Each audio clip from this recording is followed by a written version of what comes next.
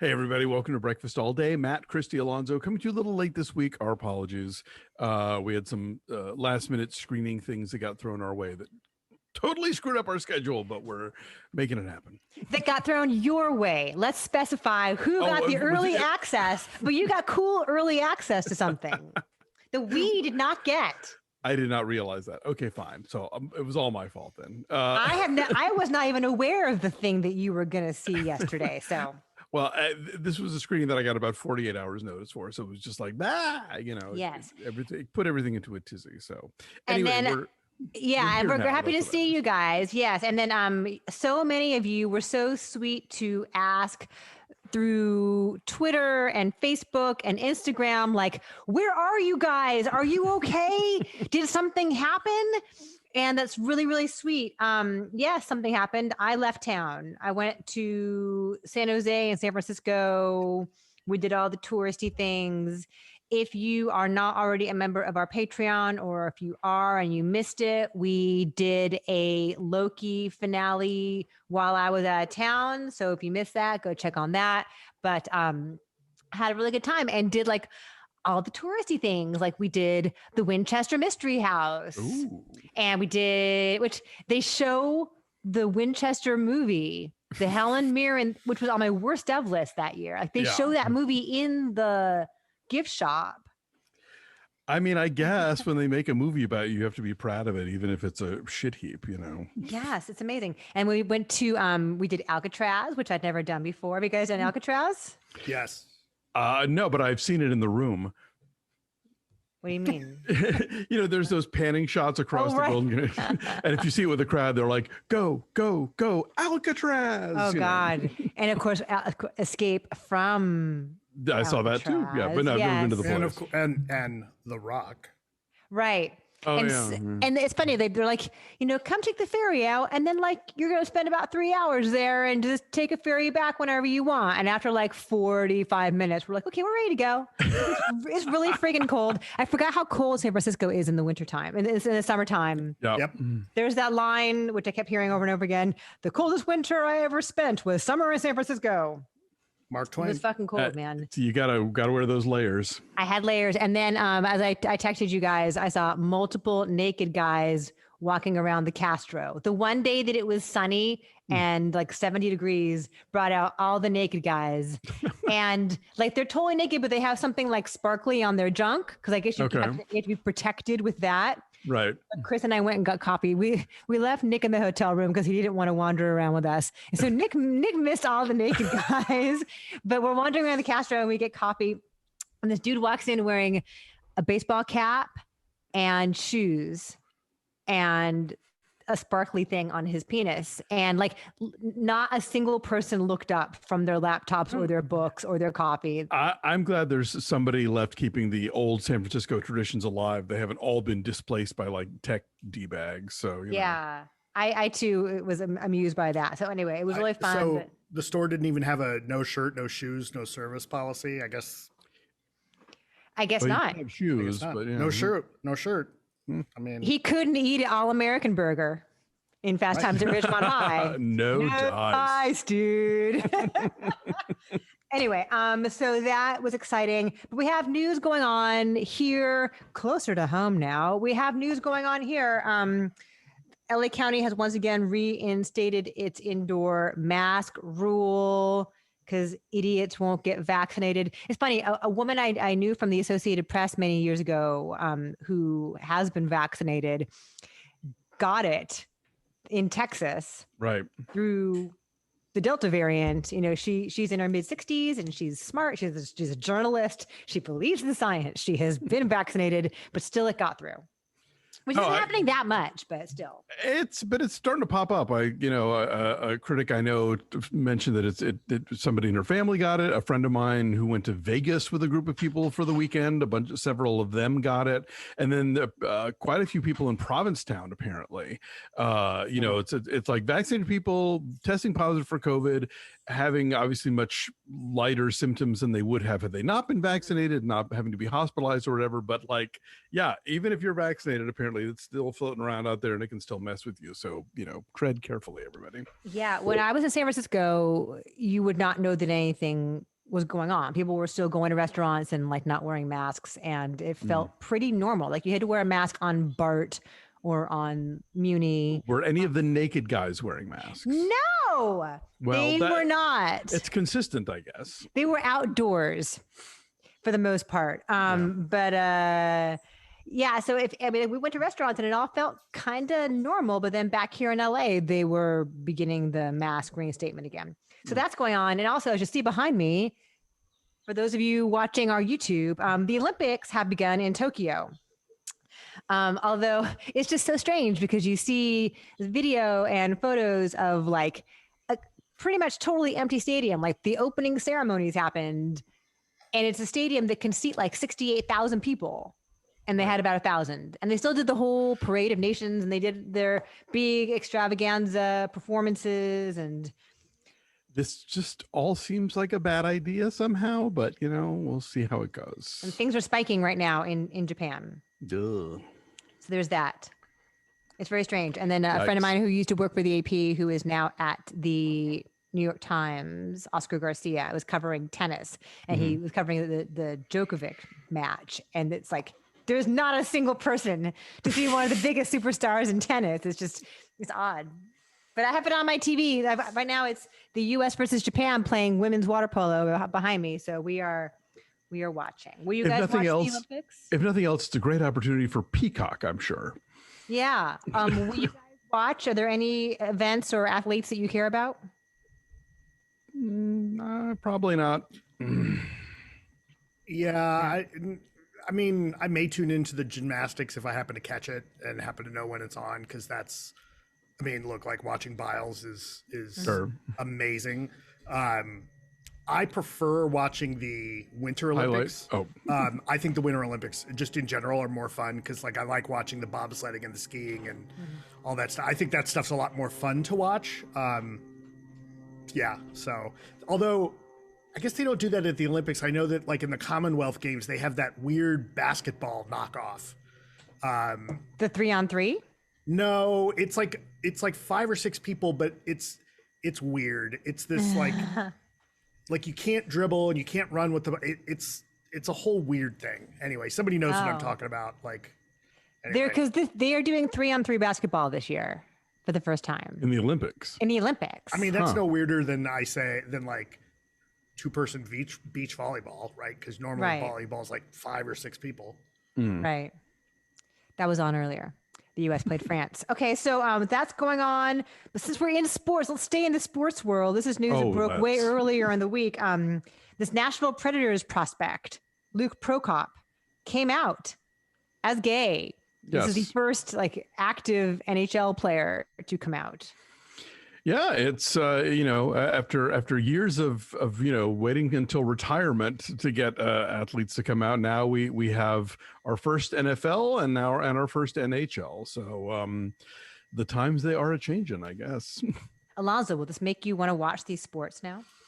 Not necessarily. And I would be supportive, and like buy a jersey, but they're insanely expensive and I would probably never wear them. So I'm offering all the moral support I can. Yes. But no, it's great. This is sort of one of the last frontiers. I think most areas of the culture, like the military, a lot of other areas where we thought this was never going to happen. Like you get, now obviously the you can be completely out of the closet in the military and not face consequences for it anymore. So, we're seeing a lot of people there who are feeling free to be who they are and not having to hide it.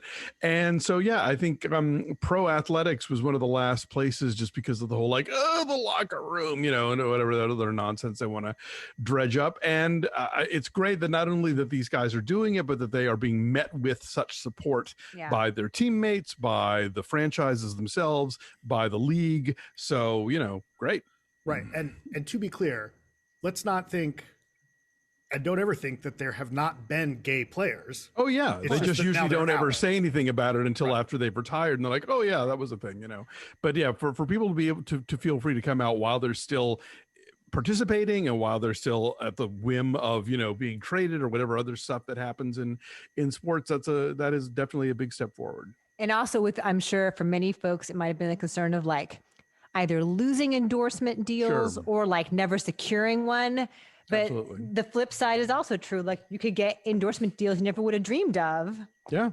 And I think that a lot of the Nikes and Adidases of the world are very open to like, wanting to work with queer athletes. And it's not like the days of yore when it would be considered like a mark against you. Now it's like, great, this is a way to sort of like help us reach this audience that we might not otherwise get to, although there are a ton of LGBT sports fans. There's an entire website called outsports.com that is just devoted to, covering the world of sports from a queer perspective. And I'm not one of them, but they're certainly out there. And I'm glad that they have new folks to root for.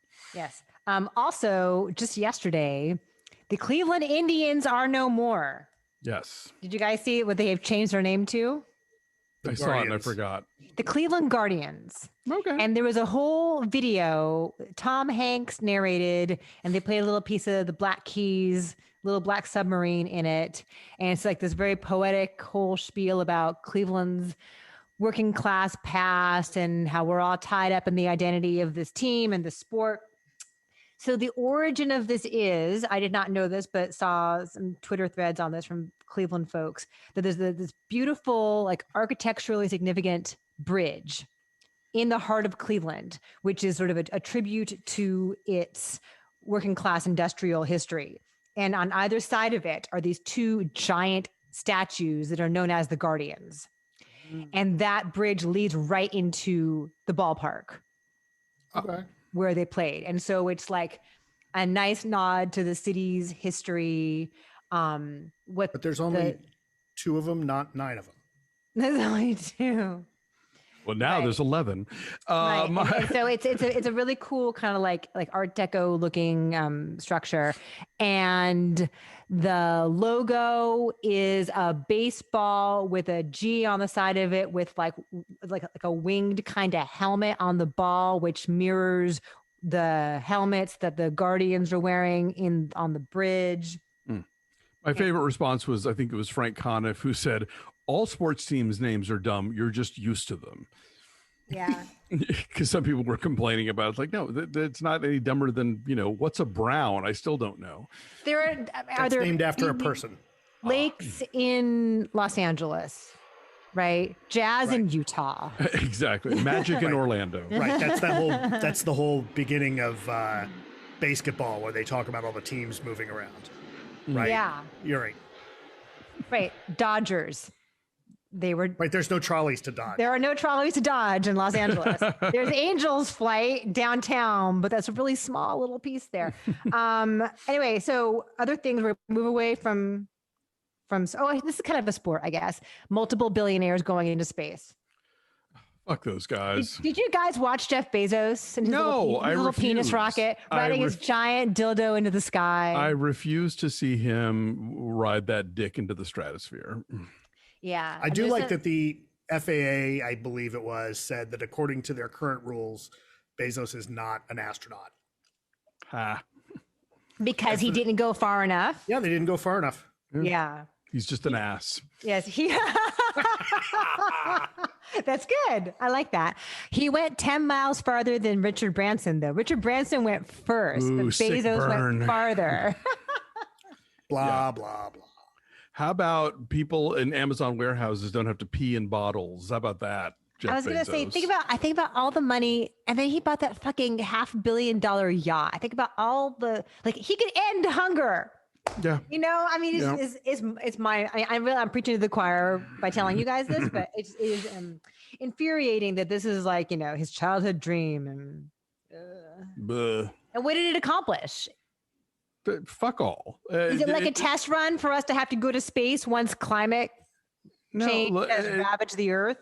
I mean, I saw an article about how like this is not the first wave of space colonization because of all the various steps involved of what it takes to stay out. And I mean, look, remember we saw that stupid Netflix movie this year where like the space station has one stowaway on it and it fucks up everything. You know, like is it called Stowaway? I don't even remember. I've basically forgotten that movie. I don't remember who's in it, but it was Anna like Kendrick one.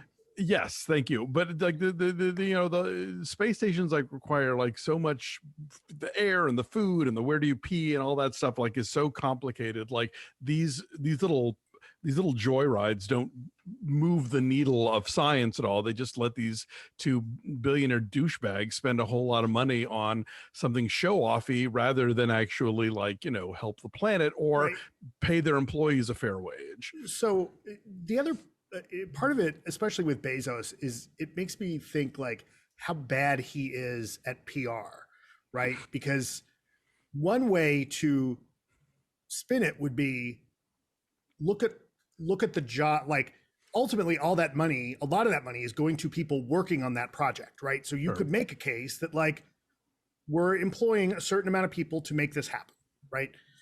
But no, it's just like, oh, I'm going to space because I got money. There's something very Marie Antoinette-ish about this whole thing, you know. Let them ride rockets. I don't know. I find it all in the worst possible taste, and it's just, you know, it is like this vivid metaphor of the shithole that we're in right now of late stage capitalism, where billionaires can just like throw money around on nonsense projects like this and totally exploit, you know, the working class. He's still 5'7" and he's still bald. And his wife, meanwhile, is like, you know, giving tons of money to HBC. His ex-wife, yes, is like, you know, giving donations to HBCUs and like using her money in a responsible and, you know, progressive and just helpful way. Mackenzie's the good one. Yeah. Okay, so a lot of other stuff going on. This will interest both of you as Disneyland people. So the Jungle Cruise ride reopened. Next week, we will have a review of the Jungle Cruise movie, which looks a lot like an African Queen remake. But they have reopened with changes. Like they've removed negative depictions of Native people, right? It's really outdated, really cringy stuff that existed in this ride. And instead they have like slapstick involving monkeys. Okay. Yeah, all right, good. Yeah. Just in time for the movie. The Wall Street Journal had a story about how so many kids got hooked on watching Peppa Pig during the pandemic that they are now speaking as if they're British and like asking mommy to turn on the telly. And anyway, look, it's very amusing. Previous generations of teenagers who watched Monty Python's Flying Circus went through the same thing. It's just, you know, it's all PBS's fault. They're going to pop off to the loo instead of using their diaper. We have some movie theater news for you. So the Grove and the Americana here in LA, two big theaters, part of the whole Pacific chain, which shut down, which is also the ArcLight and the Cinerama Dome. So AMC has swooped in to at least open those two theaters back up again. I don't know when it's going to happen, but in the coming months, I think is what the article right. said. And Regal has acquired the ArcLight location in Sherman Oaks. Really? Oh. Okay. Yeah. Which that's good. Is one of in the story I read, it said it was one of the top grossing theater complexes in the country. Yeah. That particular location of the ArcLight? Okay. So if, say, Regal picks up the ArcLight, you know, Sherman Oaks, and then, you know, AMC or somebody else picks up the ArcLight Hollywood, will they have to lose the ArcLight branding? Like, will those buildings just be renamed to the... I don't think they're going to keep it called the ArcLight. Gotcha. Well, it's funny because that location where the ArcLight is in Sherman Oaks was originally an AMC complex. Oh, no kidding. Oh. Yeah. Back when it was the real Galleria, when it was 3 stories and it was indoors when they shot Fast Times there. No, even when they went to the new building, and shopping office mall complex, that was still an AMC, that was an AMC theater. Huh. What was it when we were kids? Do you remember? Like, I used to go to the Galleria all the time. I don't remember what theater I suggest that we watch Fast Times because he works there. Right. And it would show. Yeah, I saw it when it was that theater in the mall. That's where I saw Sex, Lies, and Videotape. Oh, interesting. Okay, so we have that. Vidiots here in Southern California in LA was a fantastic video store, just a great community, and they are rebuilding in Eagle Rock. Yes. And Ryan with a theater. Right, with a theater, with this old Eagle Theater, this like 100-year-old theater they're going to renovate. It's going to be like a video store / theater / like just community place to do cool Q&As and events and all that. Ryan Johnson and Karina Longworth have pledged $100,000 in matching funds in this campaign to help renovate the Vidiots. So cool, nice. If you want to donate, they're big supporters of it. Karina, our former fellow critic, Karina. Right. And the entire staff that they end up hiring is also going to be appearing in Knives Out 2, right? They're all going to put on Ewok costumes for the next Star Wars movie. When Ryan Johnson redoes The Last Jedi, because he's given into that campaign, they can all dress as Ewoks. Oh, God. I always find that so appalling. It's one of my least favorite things ever about fandom. We didn't like your movie, so please fix it. Yeah. Bizarre. The Academy Museum is opening soon, and they have announced their like a bunch of screening series. This has been in the works forever. And if you guys have been to LA or driven through LA, it's at the corner of Wilshire and Fairfax, a very busy part of town. Miracle the former Mile. Bullock's Wilshire, right? Was that? It was definitely a former. I thought it was department a May company store. I think Bullock's was across the street. It was like that really cool Art Deco building across the street on the south side. So the Bullock's is now the Peterson Automotive Museum? No, it's something further down. I thought the Bullock's was farther east. Closer to Cochrane. Okay. Y'all are the natives, so y'all know better than I do. I think it was closer to like Cochrane and Wilshire, but this is like Fairfax and Wilshire. And it looks like the Death Cochrane. Star. Was it? Yeah, I mean, it was like over near, like almost to Western. Oh, yeah. Take the 405. Because we used to live on Detroit, a block west of La Brea, and there is some other cool building there. Anyway, and I think that was a May company building, but it was all that beautiful Art Deco building that nobody had done anything with for a long time. Right. So what they've done is next to the La Brea Tar Pits. If you guys have ever been to LA and visited La Brea Tar Pits, it's next door to all of that, and it looks like the Death Star. It's this giant roundy thing. Very imposing and menacing looking. But they're opening September 30th with a screening of The Wizard of Oz. And then they have a whole bunch of really cool screening series, including Oscar Sundays, Oscar Frights, so like horror movies. They're going to do Saturday family matinees. They're going to do a whole Miyazaki series. They're going to show all his movies in order. Nice. So some really cool stuff. I'm sure it's probably been delayed because of COVID, but it's opening soon. Cool. I look forward to their Ignored by Oscar series. The Spirit Awards are moving. This is interesting to us. Away from the Oscars. Yes, 3 weeks earlier. The timing of it is so interesting because traditionally the Spirit Awards have been like the Saturday afternoon before the Sunday Oscar night. And increasingly we have found that there is a correlation between what wins best film at the Spirit Awards and what wins best picture at the Oscars. It happened this past year with Nomadland. But increasingly the Oscars have taken on kind of a prestige indie sensibility. Right. And the voting has been going on at the same time. So it's not like, one pushed the other. Right. Oh, yeah. I mean, I guess they couldn't possibly all talk to each other, but clearly there is like a Venn diagram of like people who are in both. So they moved to Sunday, March 6th, which is 3 weeks before the Oscars. And it's before Oscar ballots are due. Right.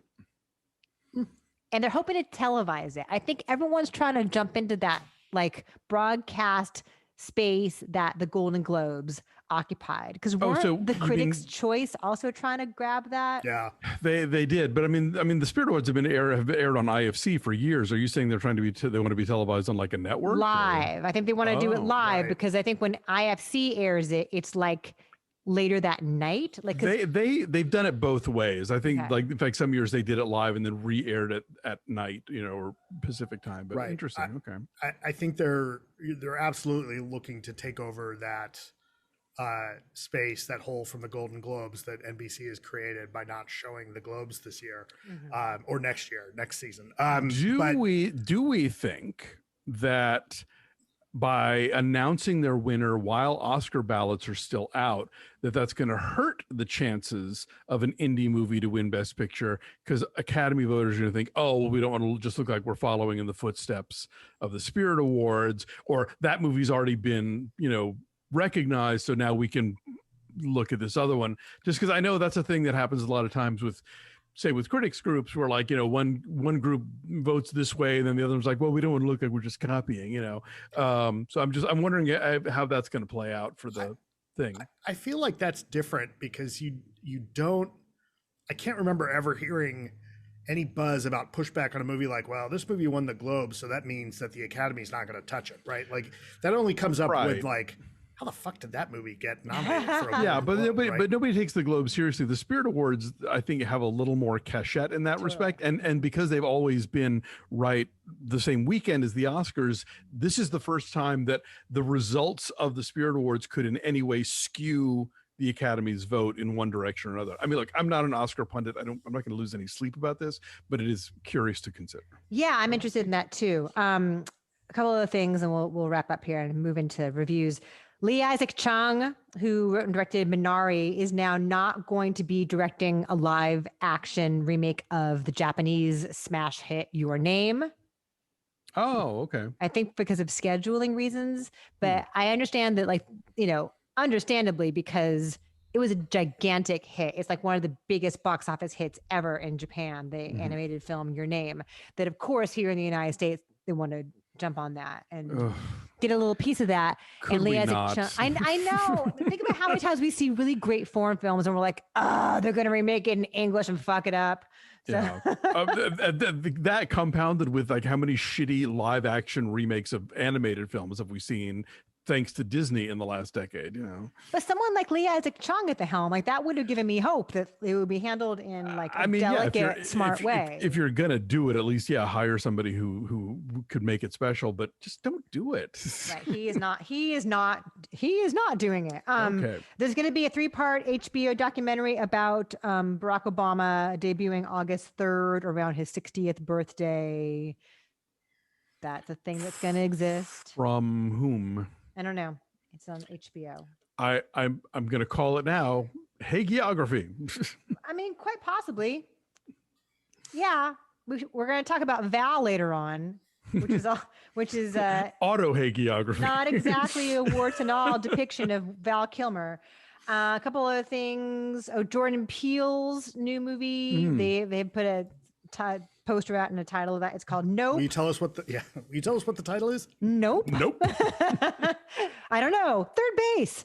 It's Daniel Kaluuya, Keke Palmer, Stephen Yeun. And I saw that our friend Matt Seitz wrote on Twitter, you guys, it's a trilogy. Get Out, Us, Nope. Maybe he meant that. Jordan Peele's a clever guy. Speaking of clever things, our friend Janelle Riley posted a picture on Twitter that she had gotten some stationery from the Loki TV series. Oh, right. And she sent it to her mom, and her mom's like, "Who's Val?" And she's like, "What are you talking about?" And the mom was like, "The stationery you sent me, it says Val on it."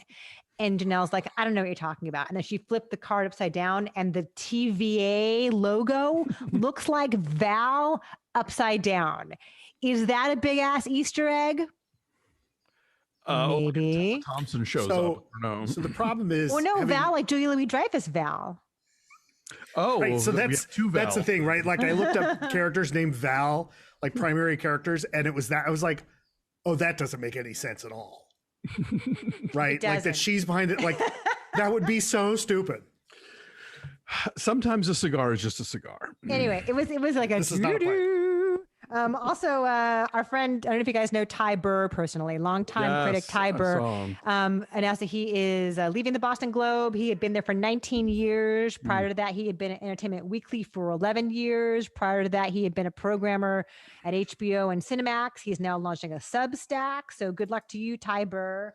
I've already subscribed and I enjoyed his first installation. He did a nice comparison of Diane Lane in, Let Him Go, Let Her Go. What was it? Let Him Go. Yeah, Him Go. And Nicolas Cage in Pig, and like wrapped it all up with the two of them together in Rumblefish. Boom. Mind blown. Anyway, so that's all I got for you for news.